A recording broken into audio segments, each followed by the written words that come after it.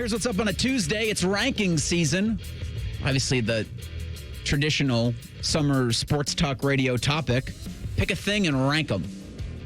Our buddy Scott Docterman at The Athletic ranked college football's 100 best rivalries. Any guesses at who is number one?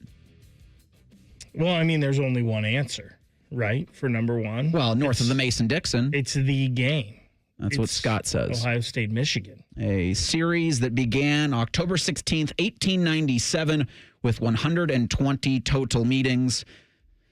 The team up north leads 62, 52, and 6. Of course, it's been 4 straight for the Wolverines, and I would have to agree with Scott, and I'd even extrapolate that out to sport. The greatest rivalry in sport is Ohio State and Michigan.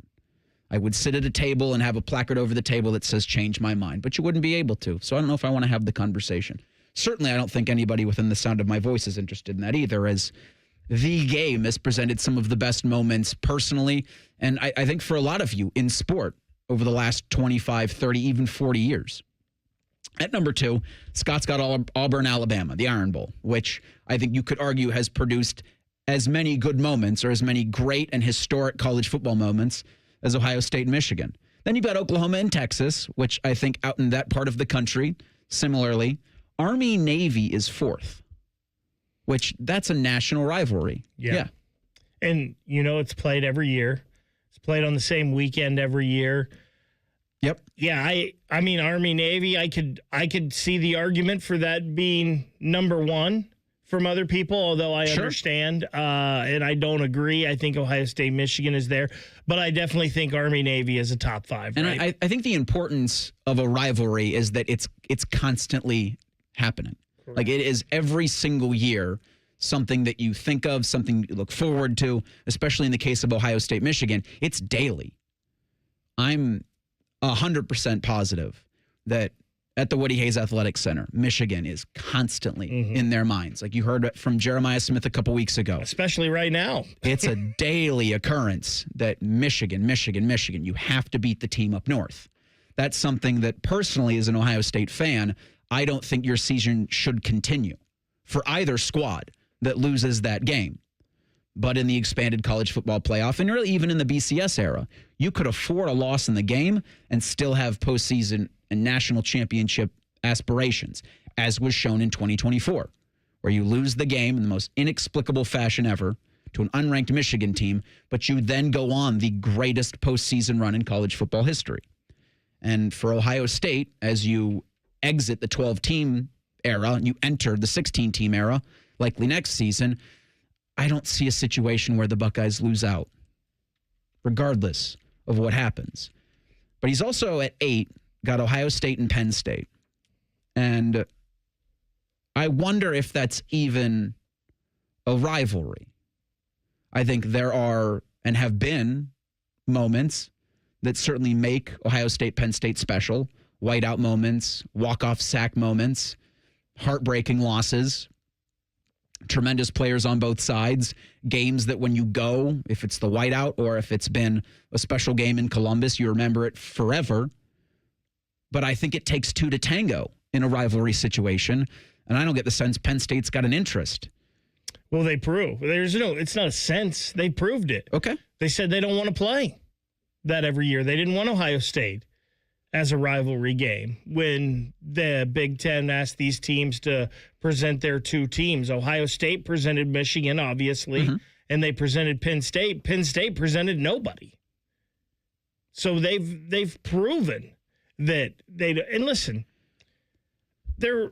when Penn State first came to the Big Ten, they did get Ohio State a couple times. I remember that 95 team with Kerry Collins and LeVar Arrington and all of that. But this has been a pretty – one-sided thing. When the moments have mattered the most, It's been the Buckeyes recently. I wonder, because I don't remember when Penn State joined the conference, but when the Nittany Lions did, was it similar to Nebraska where they thought they were going to come in and run the Big Ten for a decade plus? Because I remember that being the feeling from Nebraska fans, like, oh, we're out of the Big 12, we're coming to the Big 10, we're coming to dominate. I don't remember, I guess, if that was the feeling, and I don't think so, but I definitely got the feeling that they were going to come in and compete correct? And they did right away. They had some really good teams. Because they had some incredible teams. Some really awesome teams back then. Like I just mentioned, that 95 team that stung Ohio State pretty good. And listen, Penn State's been there. Penn State hasn't had a lot of really crappy years. They've been a team that's college football playoff. Yeah, they've been a team that's been right there in the upper fourth of the Big Ten for the most part, but they just really haven't won anything. And when I say I get the sense that Penn State doesn't consider this a rivalry is because I wonder if there's a different thought process for Penn State fans, alumni, boosters, and the Penn State football program currently. Because I do think it was it was purposeful that James Franklin and the program he's running didn't put any rivalries down, because if they had put Ohio State, then that would have meant a yearly game against the Buckeyes, and it would be more beneficial for Penn State under James Franklin to make the college football playoff if you can avoid Ohio State, because his record in big games, even like X's AI bot Grok said, yeah, Penn State's got a bunch of talent, but James Franklin. And so I wonder if Penn State fan says, yes, we want to play the Buckeyes every single year because we want to test their mettle, we want to see how good we actually are, is that different from the thinking of James Franklin that says, I just got to make the college football playoff. I just got to win 9 games and have those be good enough to maybe eke into a Big Ten championship and then maybe make the college football playoff. If I can avoid Ohio State, that helps my chances. Well, right there in your thinking proves that it's not a rivalry, right? Because I don't think anybody would feel it doesn't matter if, this helps my chances. They're not going to give that up. Maybe it's different now. I don't know, but I don't believe so. Well, I just wondered that, because for Ohio State, Penn State to be ranked 8th in Scott Docterman's list of 100 best college football rivalries, there's got to be there's a disconnect then. I think what it is the big moments that game has had. And we've had it almost every year for the last 20 years. I also think there's a recency bias in some of this, which we're talking about right now. So maybe that's the case. But like when I look at this list, I wonder if this was 20 years ago, would USC and UCLA be 14th? Yeah. Or would they be up higher in that 8th Alabama, spot? Tennessee. I also see he doesn't have on this list, at least in the top 20, which is kind of baffling to me. He doesn't have Bedlam on there. Oklahoma State and Oklahoma. They are 25th. They're 25th. So, yeah, like that, I feel like that's a rivalry that should be higher, but they've kind of punted on it. Well, you had Mike Gundy say that they're not playing that game anytime soon, and that's a shame. It's a huge shame. And listen, Oklahoma's got a lot of teams on here. Like Oklahoma, Nebraska used to be a huge thing, and that's one of the ones on this list. That used to be big. Obviously, Red River is huge. I mean, you could argue that Red River could be number 1 on this list, definitely could be number 2. So there's a lot of things in there like that. Pitt, West Virginia.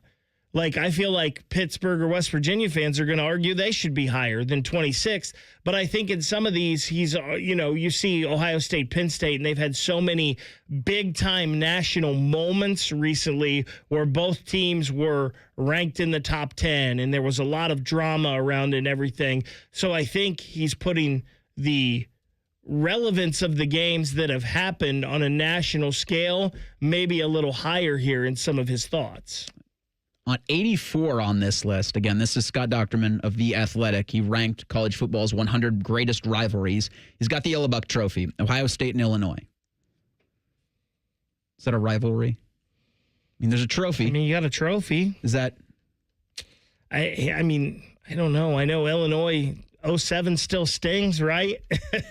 But I don't know if it's a rivalry, but down at 84, I guess we're kind of splitting hairs here, right? Them, right? But I mean, I would not think it's a rivalry, personally. A lot of consternation has been made over the meaning of Ohio State and Michigan now that what you've seen on the field renders it not as important. Does that make sense? When I say when you lose that game, yet you still have a postseason path ahead of you, it does diminish it somewhat. We have some wise words from a great friend of the program on just how diminished Ohio State, Michigan may or may not be. And then some comments nationally about the game coming.